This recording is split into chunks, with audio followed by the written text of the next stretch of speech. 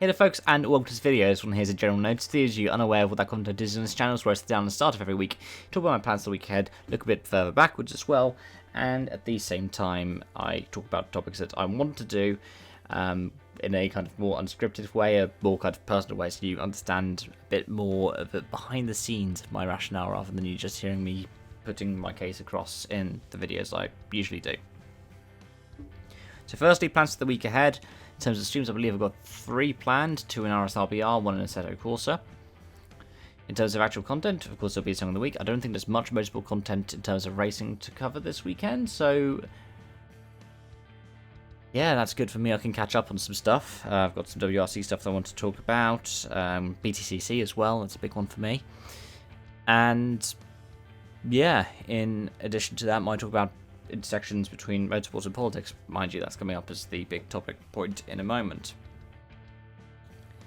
And looking back, RSRBR did quite well last week. I actually finished 13th, but because I didn't properly enter, it didn't count towards my championship.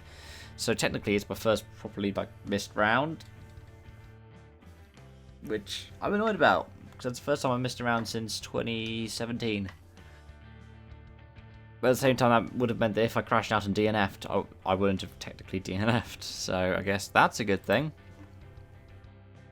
In terms of content, well, yesterday we ended up picking up about 650 views on the channel, which was brilliant.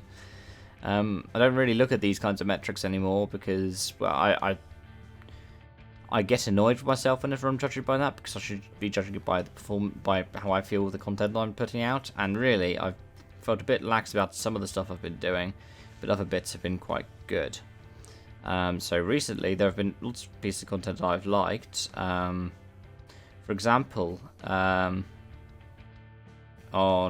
Tuesday, I put out 3 videos about the Toyota reshuffle, about RSS's Racing Studios V12 F1 mod, which was a lot of fun, and like late at night, so technically Wednesday morning, about Domenicali replacing Chase Carey.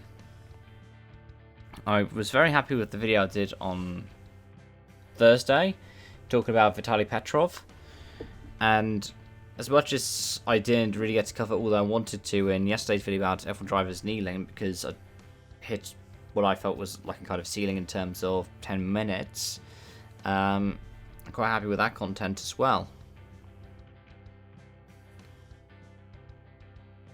But yeah, let's talk about my kind of topic point for this week, and it's going to be to do with motorsports and politics, and it's going to be to do with Lewis Hamilton.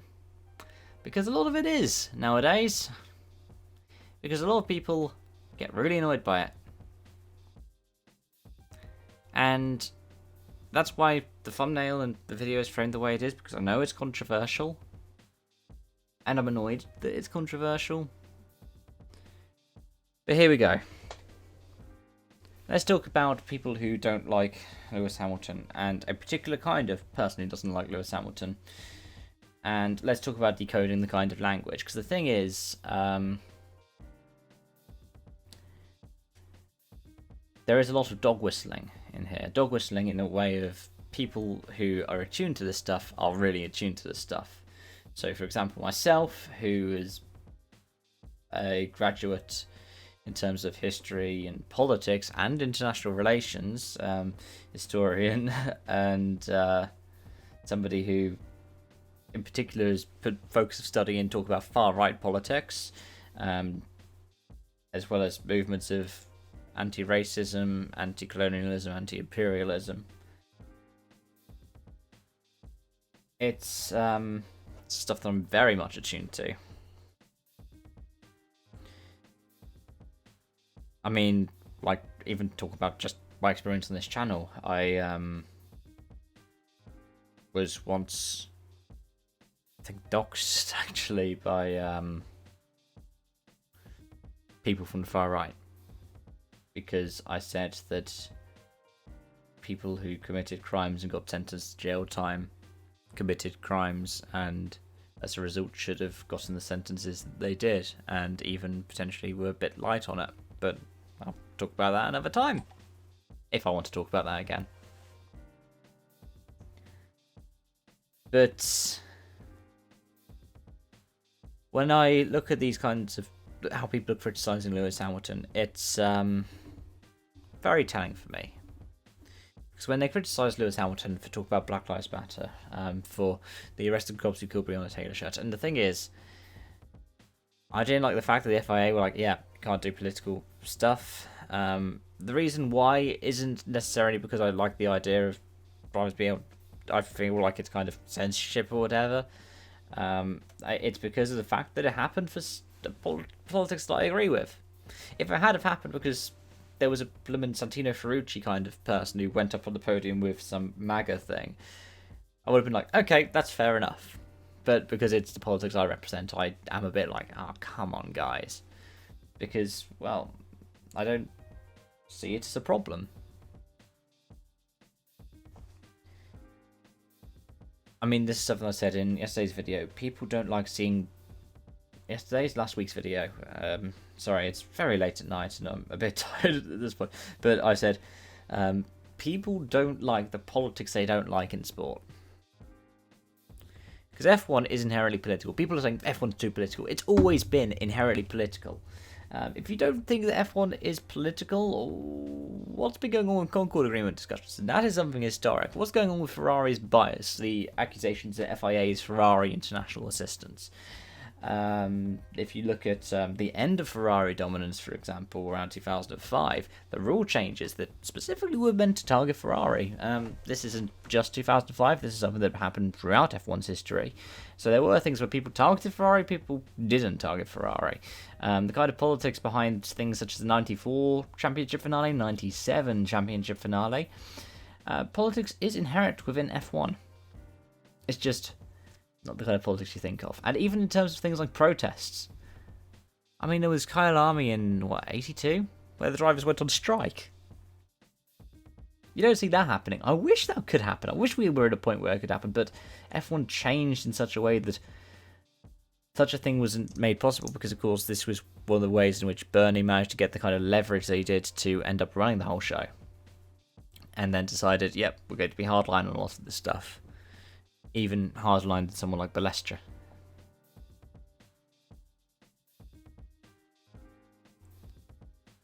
But there are ways you can tell this kind of coding. So, for example, it will be it's too political. It's not too political, it's people not liking seeing that kind of politics. And then you have to ask why that is. And often people will then out themselves for what they really espouse. And a lot of these people are very hateful. And if you're coming into this comment section, noticing the comment section is rather empty of this stuff, it's because I moderate comment sections, because I feel like I owe it to my community to make sure that they can go into my videos without seeing people being horrible. And also because if people are being horrible and it's actually live on videos, I feel like I have to challenge it. And I don't have the time and energy to constantly challenge it because a lot of these people are just here to, well, troll about. It feels a bit depressing to know that there are people subscribed to me, potentially even with a bell on. Or even worse, they have me saved and they come back to my content every now and again to try and say something. It's depressing, and I feel sorry for them because that's how these people get little kinds of kicks. And I mean, they kind of get that kick by the fact that I'm talking about it right now, and they know their comments are being held for review, and they're probably not going to get on the video. But for some reason, the idea that they want to shout at a young LGBT plus man, for some reason that really gets them going in some way. I mean, as long as they're not actually threatening any kind of harm, because at that point it's illegal and I can do what I believe is rational, then go ahead. You're not harming me. And it's a bit disturbing, a bit depressing that you revolve so much around hating somebody, but Yeah. And then there are other little bits and pieces. Like how people will talk about Lewis whining or whatever, and then applaud Kimmy. The kind of... It's... I want to make a bit of a joke here, and I really shouldn't do because it's a serious topic. It's like, yes, the two genders. Lewis and Kimmy. Because it does seem like there is some kind of constructed binary. The amount of people who purport to be Kimmy fans who get annoyed because I was like, Kimmy's got an iron cross on his mask and is collaborating with somebody accused of ties to the far right. And then also getting annoyed because I'm like, well, Lewis Hamilton is saying that police brutality is bad and systemic racism and racial inequality is bad. And Lewis saying these things is a good thing, and it could be a force for change because he's using his platform. Yeah, I mean, I don't understand this. Largely because I don't want to understand it. Because my belief is very much that people should be free of that kind of injustice, that kind of oppression. And in some cases, a freedom from something outweighs a freedom to something. For example, a freedom from discrimination and hate speech outweighs a freedom to give hate speech. That's why I understand why people should be, say, arrested for saying things that are racist and harmful to other people and threatening people. Because a freedom from that kind of harassment is greater than someone else's freedom to do something like that.